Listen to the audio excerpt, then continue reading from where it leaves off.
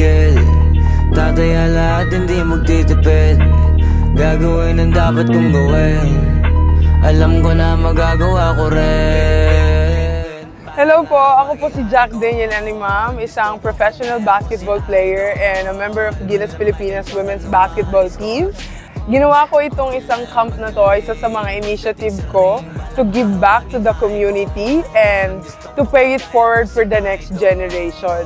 Since dito akong galing sa Malolo, so dito namin inulungsad ang kauna-unahang Jack Animam Camp, kung saan ako lumaki, kung saan ako natuto, kung saan ako nagsimulang maglaro ng basketball. Ngayon, nasa posisyon ako na kaya ko nang makapagbalik unti-unti sa lugar kung saan ako nanggaling. And itong araw na to ay para sa mga bata. Gusto ko ma-experience nila kung paano babaguhin ng sports or ng basketball yung buhay nila. Gusto kong ipakita sa kanila at ipaunawa sa kanila kung ano pang pwede nilang matupad ng dahil lang sa paglalaro ng basketball. Balang araw maging icon. Gusto ko kagaya ko si Idol. Mala Michael Jordan no high score. Kilalang magaling pagdating sa ring. Balang araw po si Roberto de la Cruz ng Marcelo H. del Pilar National High School.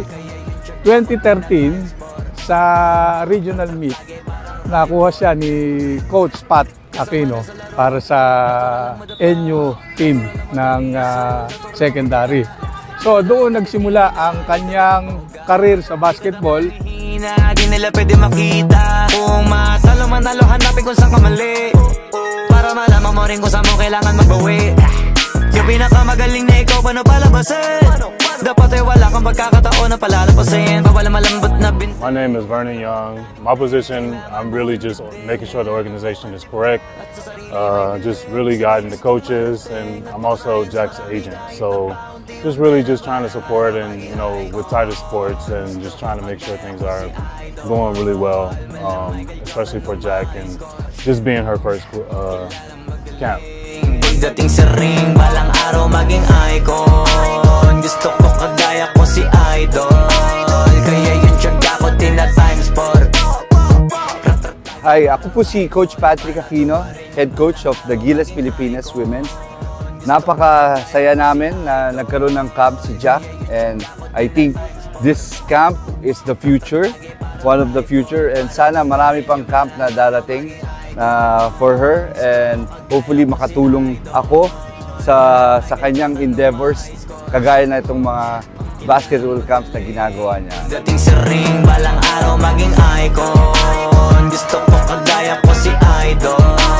Kaya yun tiyaga ko tina-times for.